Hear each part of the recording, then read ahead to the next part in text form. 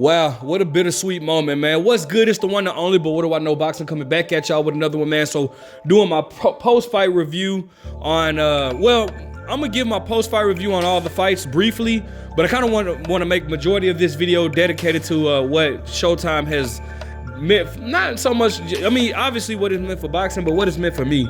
Obviously in the first fight, you know, we had a rematch that took place a year and a half after the first fight with Berto versus Robert Guerrero. Now, I kind of felt like at first I thought Robert Guerrero was starting off very slow. I felt like he was fighting at a distance that wasn't really favoring him, because more so what won him the first fight was the kind of the mauling, the mauling, the smothering, dirty boxing that he did against Berto in their first fight, which gave him the victory. I thought, and then at first I was kind of wondering, like, why is, you know, well, I kind of knew why, because I mean, for one, it's two things. For one, both fighters are at the age of 40 now. They're not at the age of 29. They're not at their prime.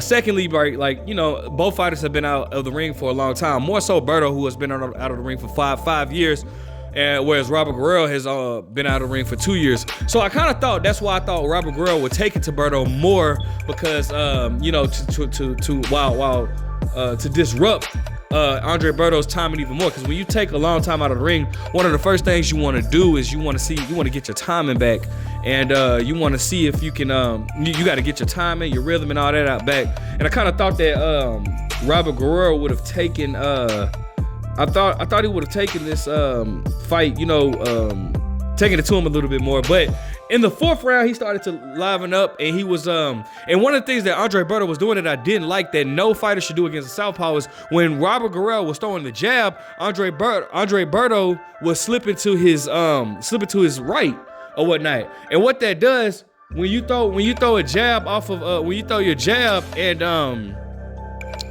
when the southpaw throws his jab, normally the right hand fighters used to slip it to the right to get away from another right hand fighter's right hand. But when you slip to the right, what you're doing is you're lining yourself up for the right hand, I mean for the backhand, the left hand of the southpaw, in which Robert Guerrero was able to jab and then come in with the uppercut, that left uppercut, and he was catching Berto like flush a lot, and he hurt him a lot and everything like that. So I didn't like that from Berto, but all in all, Robert Guerrero's talking about possibly coming in and fighting for a championship or a title. I don't see that ever happening, but good win for Robert Guerrero. Now, the second fight was a rematch with Chris Cobert and Rayu Valenzuela, who I'm really cool with. Rayu, I thought that was, bro, what a statement Rayu made. I thought Rayu won the first fight, and Chris Cobert, like, to me, first and foremost, let me just state this. I think that he's just too small to be fighting at 135. He looked very small. His punches didn't seem to have any effect on Rayu, and I thought that he just looked way too small. He was giving up real estate, placing himself on the ropes, which let me know that he didn't have anything left for Rayu. I mean, Rayu was just a bigger, harder puncher. Rayu started off punching. He hurt Chris Cobert, even dropped him. Well, the ropes held him up, but they called it a knockdown, which rightfully so. It was a knockdown. Should have been ruled a knockdown. Rayu just, I mean, beautiful angles. Or Rayu would throw a jab, and Chris Cobert would kind of tuck and like kind of take in, which allowed Rayu to come off on angles and just pretty much have his will with Chris Cobert. I thought Chris Cobert like probably won maybe one round in the fight. In the sixth round, you know, Chris Cobert was just placing himself on the ropes, not doing anything, you know. And then finally, like, Rayu just lunged with this hook, and boom, lights out. Chris Cobert was knocked out cold, and you know, that's all she wrote. So shout out to Rayu for getting his revenge. Chris Cobert, I think he needs to move down to 130, maybe even 126. I mean, he was a small fighter in there, bro. Like, I don't think he has anything for anybody above 130. All right, the main event, David Morrell. Wow, he looked spectacular. What got me the most was how relaxed David Morrell was. David Morrell was very relaxed in there.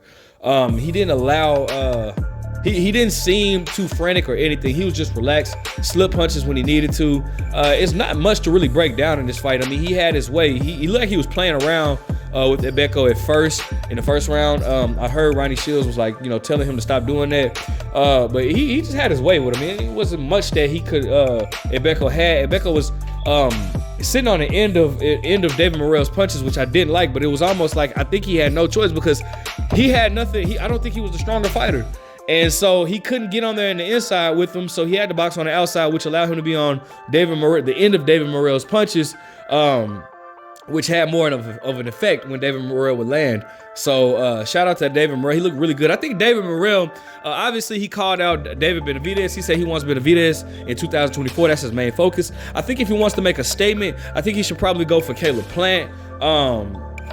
I don't see any purpose of him going for Demetrius Andre right now, but I can see him going for Caleb Plant. Even Edgar Berlanga, even though he's with the Zone, they're not going to allow Edgar Berlanga to fight David Morrell. David Morrell will wash Edgar Berlanga. They're definitely not going to allow Jaime Munguia, who's fighting John Ryder, and is rumored to fight Canelo Alvarez. And I think it's too soon for him to be calling out Canelo Alvarez. So I would actually love to see. I wouldn't mind seeing a fight with David Morrell and Caleb Plant if he wants to make a statement at David Benavidez. All right. So I think David Morrell definitely proved that he is one of the top guys. He looked very relaxed, very good. Stayed behind the jab, stayed at a distance. I'd like to see what happens when somebody can close that distance, if anybody's able to. It would definitely be David Benavidez. I like to see how David Morrell would fight once you take away that dangerous left hand of David Morrell. I like to see what happens when a fighter can close that gap and see what he's made of then. Caleb Plant would be more so one to fight on the outside, but I'm not sure, that's still a great fight. I think that's a great fight. Interesting matchup for Caleb Plant and David Morrell. All right. Now, all right.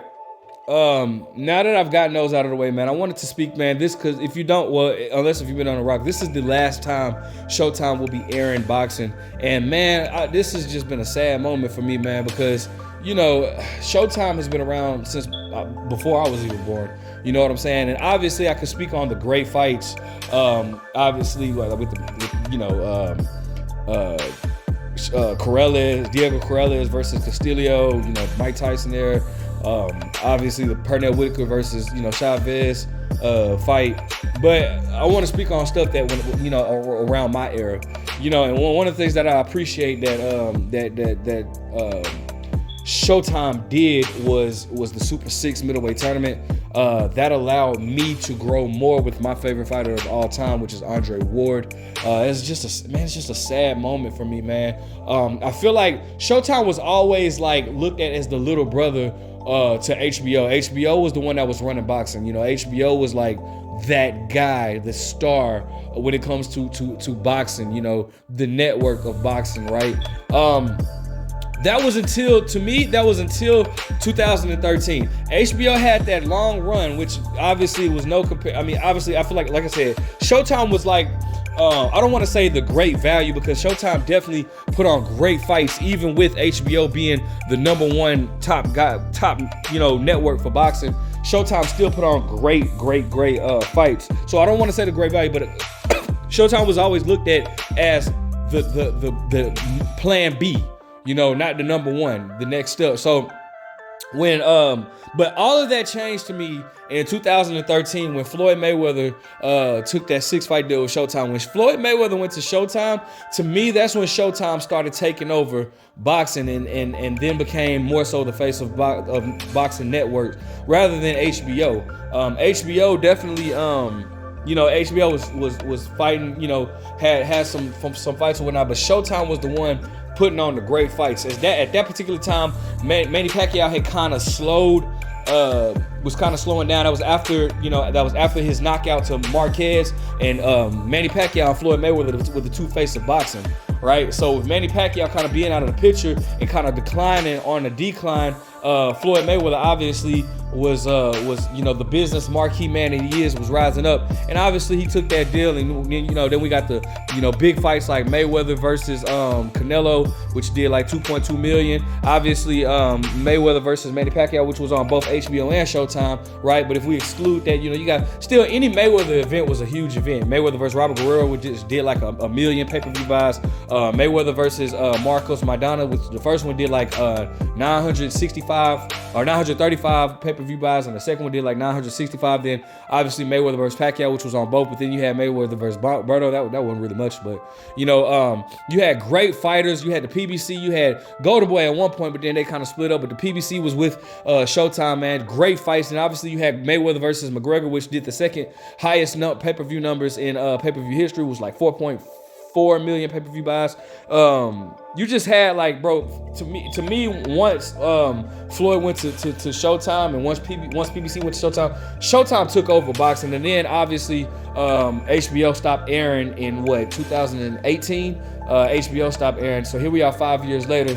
Now Showtime, HBO stopped airing boxing 2018, and now 5 years later, Showtime. You know, this is a sad moment, bro, because I'm really gonna miss these guys. I hope that these guys can get jobs, you know, commentating or doing something, sticking with boxing somehow, some way. Kind of like how Paulie Malignaggi and Sean Porter does. Like, I like looking at their podcast. I hope these guys can stick with boxing, especially Brian Custer, which he's the best at doing the interviews, in my opinion. All right, let me know what you guys think, man.